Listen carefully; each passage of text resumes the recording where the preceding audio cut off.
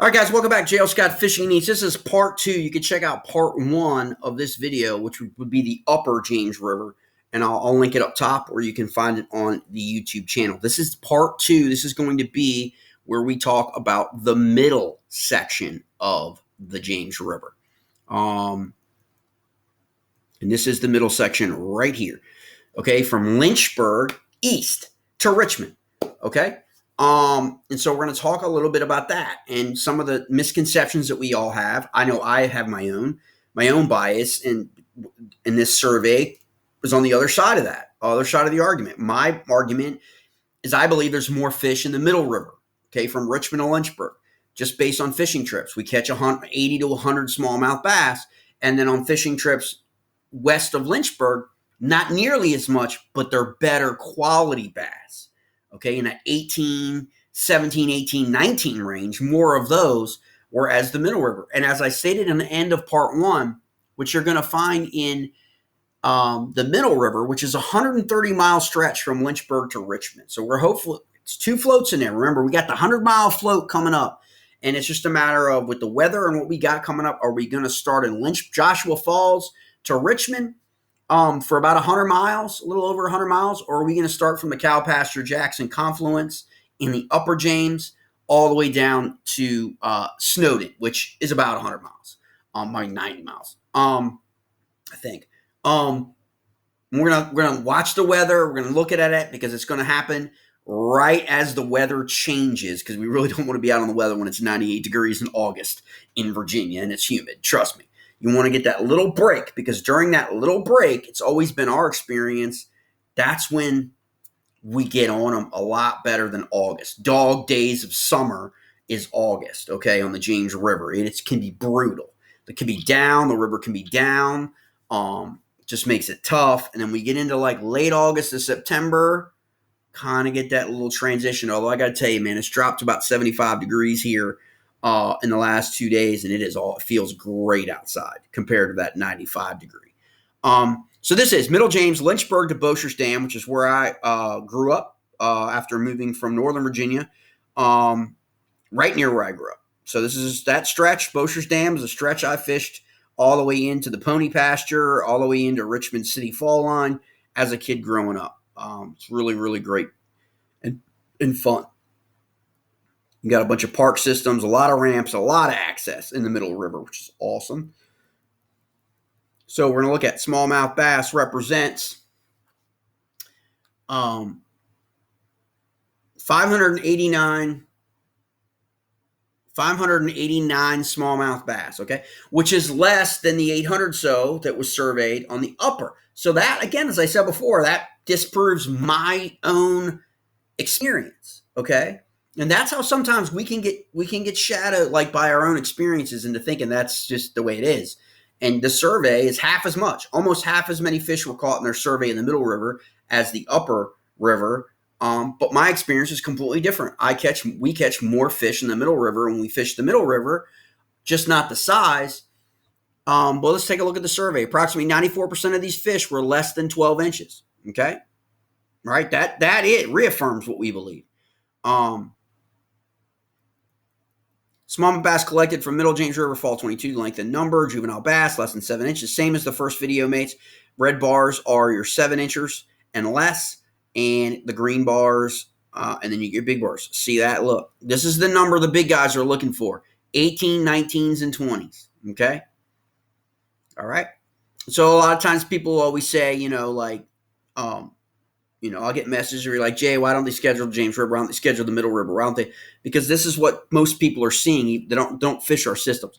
I experienced that a lot in my own, DMV area. There's plenty of people out there that talk a lot about, fishing the non-tidal Potomac River who don't fish it. Like, I'm on that river 3 times a week, mates. Like, and I hear stuff all the time, and I'm like, I don't want to be that guy, but I'm just like, that's even remotely close to what I'm seeing. And I get messages from people all the time that basically say the same things about their areas. It's like, I don't understand what I'm missing, because this isn't happening to me when I'm out there. I'm either catching fish, a lot of them, and they're saying there's no fish there, or I'm not catching any fish, and they're saying there's tons of fish there, But this is a good indication, why? Like, look, there's very, very low classes of 15s and ups in this survey section of the Middle James River. And that's typically what we've gotten into some 16s and 17s. But for the most part, you're going to catch 60, 70, 80, 10, 12 inch is usually what it is. We'll say 8 to 12. But, and again, to me, that's a great day fish. You catch 100 smallmouth bass, you know what I'm talking about. I mean, you know what I'm saying? You're feeling it the next day. You had a great trip. You just didn't catch that catch of a lifetime. I'm going to tell you what, you catch a friggin' 16, 17, 18-inch smallmouth bass in some of these stretches, that's a big deal. 215 adult smallmouth advances of one well below the historic average, okay? It could be where they're sampling, too. You also got to remember that.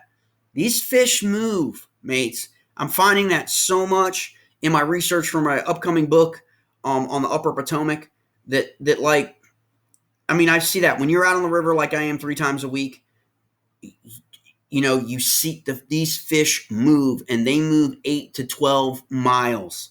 It'll be a dead sea in a section for a week or two, and then suddenly you get a report, and then you go out there, and they're everywhere. And then a week after that, they're gone. They're moving, okay? And so a lot of this stuff is a fall survey. So in the fall, this is what the river look like. It's a snapshot. It doesn't mean that the river right now in August looked anything like this, okay? So keep that in mind. Fortunately, 2022 saw a slight improvement in the adult catch rates represented in high catch rates observed in 2015. I get questions all the time. Do they survey in the same place every single year? I do not know the answer to that question. It's a good question. In 2022, several areas saw noticeable improvements. Bent Creek, James River, WMA, Howardsville, a lot of good reports from Howardsville. Hardware River, Bremo Bluff, New Canton, Westview, all surpassing the historic at Westview. Howardsville and Westview are two areas this year I've heard outstanding catch rates from on the Middle James. Here is your, again, bubbling, a little different than that Upper James, right? A little bit more concentrated, okay? But we got a lot of up and down, more so than the upper, okay? Above Lynchburg, a lot more up and down in here, okay? Above the historic average, all right, in the annual catch rate than we saw the other one. The other one's a little bit more consistent. This one's kind of up and down. So what do you think the potential influences are of that? Is the river wider? Is the river narrower? Is the river deeper? Okay? Again, what's the habitat of this section compared to the upper section? Is the river composition different? Is it a different kind of rock? Remember, this is the Piedmont section of the James versus the mountain section, right? All this stuff contributes to forage and grass and crawl and all this development, okay? So keep that in mind. Significant factor in the negative trend in adult abundance observed over the last several years is poor spawning success and or low survival of young smallmouth bass, usually due to high water events. We did not have that this year, okay? So we should have, this fall, we should have an increased catch in our survey rates, meaning they should catch more than 500 plus bass in their survey fall 2023 because we did not have any high water, bad flooding events during the spawn. And if we see a decline again, that is going to point to something that has nothing to do with poor spawning classes. That may have something more to do with environmental factors and predation, okay? So just consider that when the next year's results come out. And there's your sunfish again for the middle. A lot more sunfish, in my opinion. Okay, bigger sunfish and more of them is my experience in the middle section. Okay. You don't have a muskie section, okay, because they probably didn't catch any muskie, in their survey section. At least it appears that way thus far. It could be. All right, let's look at that. Look at those catfish numbers. Okay. While this is important because a lot of people have been talking a lot about flats and blue channels and cats and kind of trying to pin them with a lot of the problems that are happening in our rivers, and it's just not really. I mean, it's easy to point the finger, but I don't really know if it's that as much as that carrying as much weight as they really wanted to. While smallmouth bass, sunfish numbers in the middle of the river continue to decline, catfish numbers remain strong. A total of 229 catfish were collected in the middle of the river in 2022. 82% of them were channel, not flats. And it doesn't appear to me that the flats are really pervasive in the middle of the James River. Now, I believe they are in Richmond, okay? Like I said before in the earlier video. For some reason, flats tend to like garbage, okay, like city, as opposed to rural stretches that go for miles and miles and miles with no man, no housing, no dump, no nothing coming into the river, okay? For some reason, Lynchburg city limits, lots of flat. Richmond city limits, lots of flats, okay? I don't know, someone should do a study or a survey just on that. But you can see that, look, I mean, flats have stayed really, really consistent, okay? I mean, blue channel cats, are they as invasive, like, as the flats reputation is getting? Or people are just piling on? We're not really sure, okay? Again, we don't really know. There's no real definitive data. We just kind of like take darts at a board. Blues, flats, snakeheads, very, very bad, okay? In reality, we don't really know. Fall line, James River, Bossier Dam to 14th Street Bridge. That's where I was, where I fished as a kid, okay? All along them, hopping rocks, in canoes, Browns Island, downtown, Pony Pasture. Back in the day when you could drink before they raised the age to 21, everybody used to have beers at 18 years old on the river. Yes, we removed our cans. Okay, there was actually one of the first places I ever saw a freaking can recycling stump bin was in Richmond at the Pony Pasture. I think I was like 15 years old, and I was like, you can recycle aluminum cans for money? That was like my first experience. So before that, it was like the High's ice cream store taking your bottles back, for giving you 5 cents off your next one if you return the bottle. That was my experience. Okay, I'm old. But it was like, yeah. So there's Pony Pasture right there. Okay, it was a big, big hangout spot back in the day. I'm sure it still is, to a lesser extent now, because a lot less people, are into that. Now they got their phones and their YouTube channels and their Instagrams and all that mess. Smallmouth bass was the second most abundant sport fish collected throughout the fall line, behind redbreast sunfish. You got that right. Overall, smallmouth bass catch was lower than the historic average of the fall line, slightly higher. You also have shad runs that hit that fall line. That's a big deal up the James River. Okay, here's you go. Fall line smallmouth bass catch rates. It tells you the historical average. So it was below that 13, catch rate for 2022. 17, all right? That was a big, big, bad weather event years in the region, okay? So they didn't do any data that year. So it's interesting to see that annual catch rate of the fall line. Fall line James Young of the Year catch rates. Okay, annual catch of juvenile bass less than 7 inches. So this is where you get that data where they say that the spawning classes are in decline. Look, because we're below the historic average. So what's impacting the spawning classes in the fall line area? Runoff, city stuff, garbage, environmental impacts, high water events, all those things, okay, play a part. Predation too. I mean, it could be. I mean, there's a lot more flatheads, a lot more in those sections, concentrated areas, That's why I say study that area. Study the areas we know that there are increased flathead populations to determine what their real impact is. Here's your adult. Due to several years of poor and below average reproduction, the adult smallmouth bass caught has exhibited a downward trend since 2012 inside the fall line. Okay, a lot of that has to do with development, mates. You've got all these new companies, paper companies, all this stuff, all along the river and the city limits within the fall line, okay? It impacts the river, all right? Pollution impacts the river. catch rates, there you go. Anglers should not expect to catch high numbers of adult smallmouth bass greater than 9 inches throughout the fall line section due to reproduction issues, okay? Meaning lack of spawning classes to sustain, okay? There's some still quality size and trophy size smallmouth in this stretch of the river, but anglers will have to work to catch them. It's like that everywhere. The largest smallmouth bass collected throughout the fall line in 2022 measured 17.5 inches and weighed approximately 3 pounds. Well, my buddies caught 3 of those, okay? Okay, 3 of those in Richmond.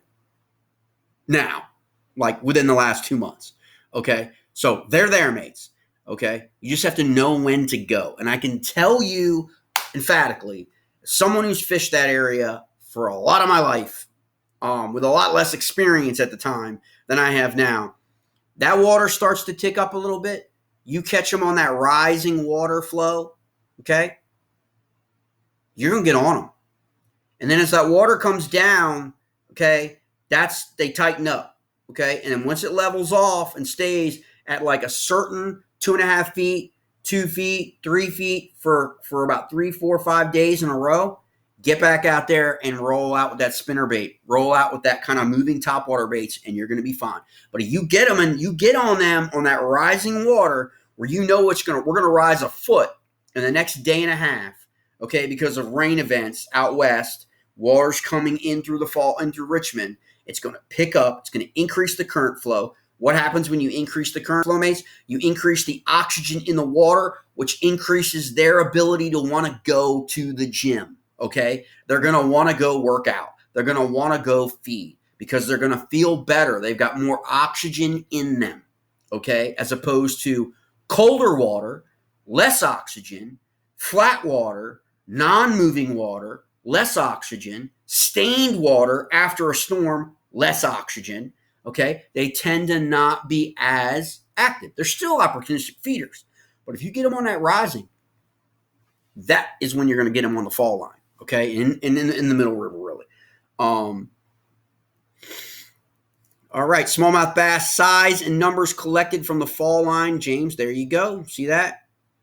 Okay. Lots of fish in this size, right? Now, again, city limits. One of the biggest issues you have with the city limits is human predation. What is human predation? Human predation is the guy with the bucket that's taking smallmouth bass and largemouth bass out of the James River when they're 7, 8, 9, 10, 11 inches and dropping them all in a bucket. Okay? That's why you don't get this size fish, is because people are walking away with them in buckets.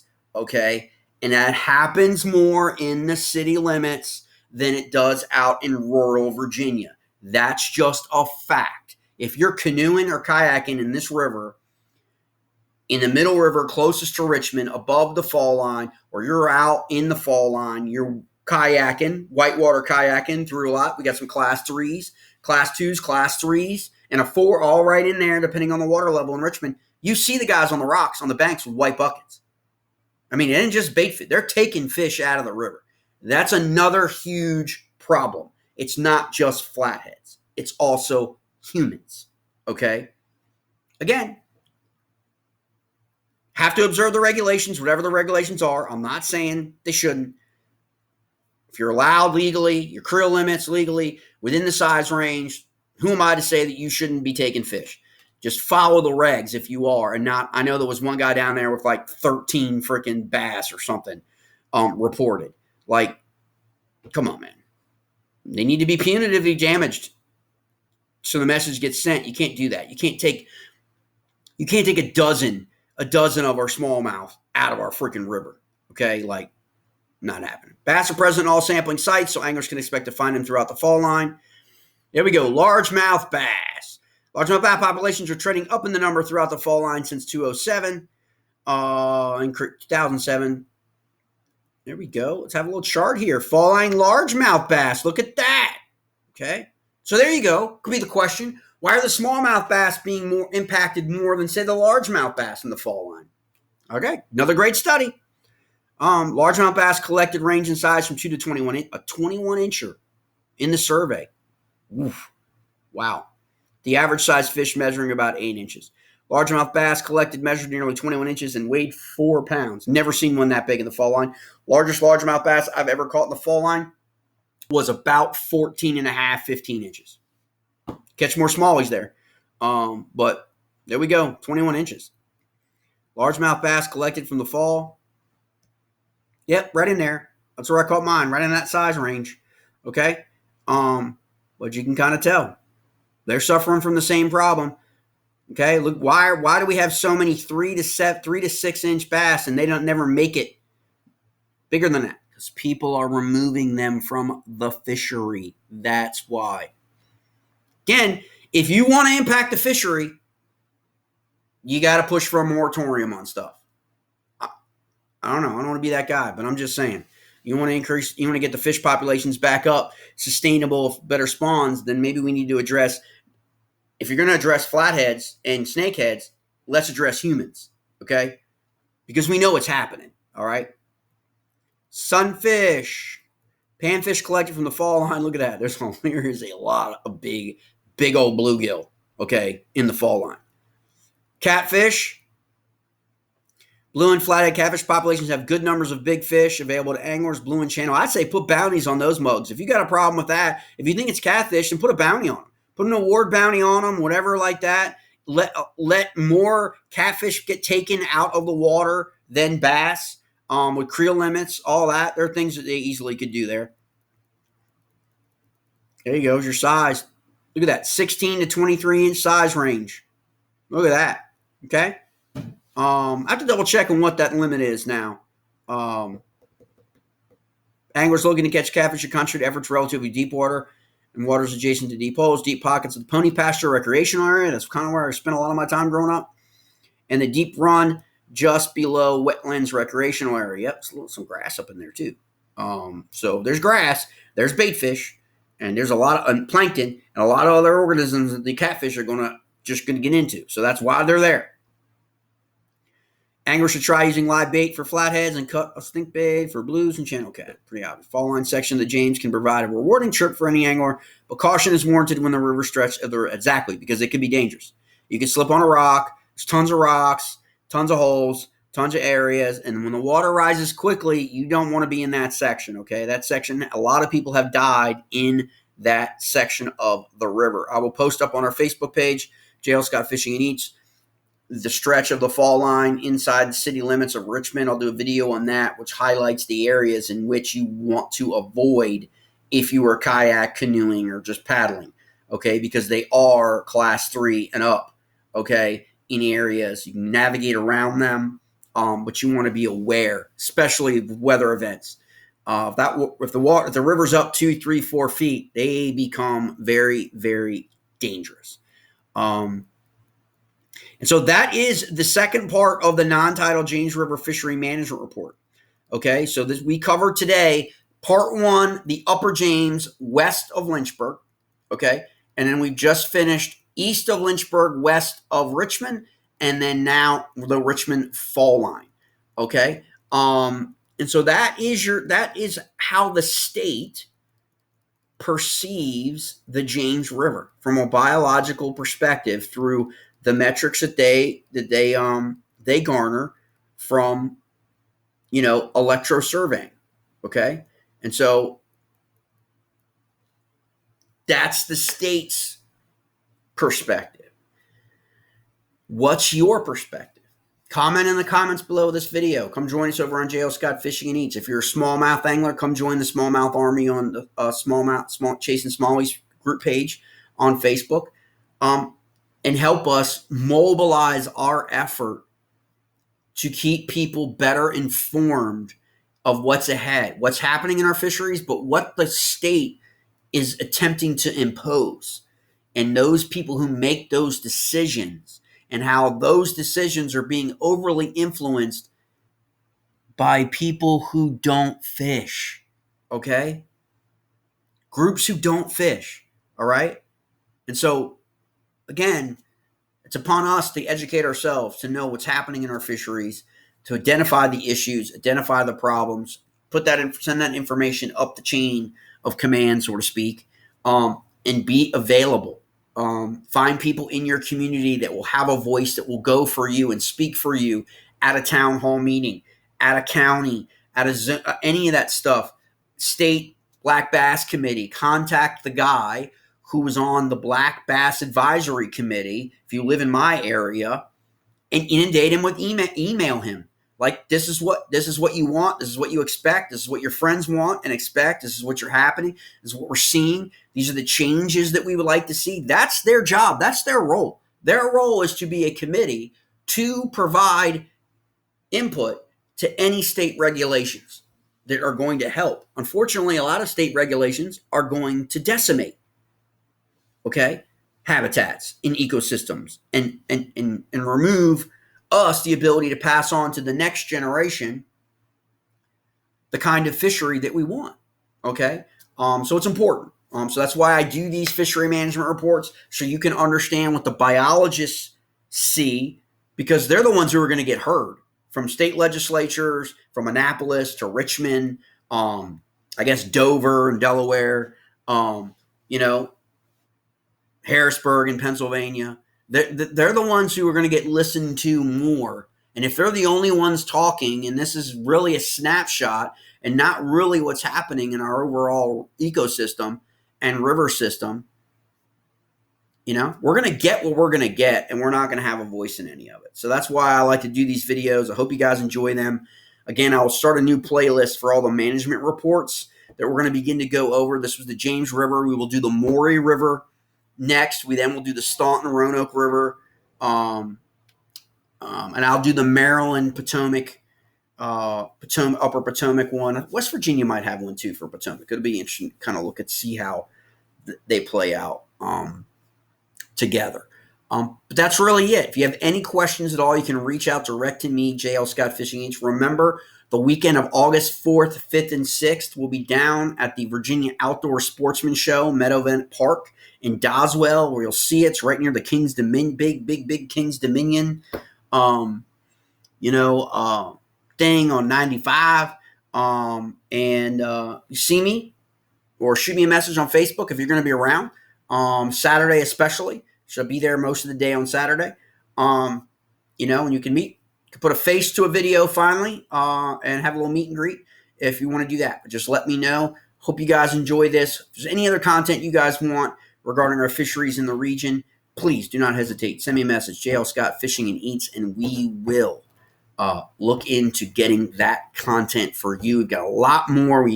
Guys, we fish more here in the fall than we do the summer. We've got a lot more on the river coverage coming up here beginning in September as we get into the fall months. We're really, really looking forward to it and bringing a lot more live streams and a lot more content from actually on the water here after we get through this brutal heat. All right, mates.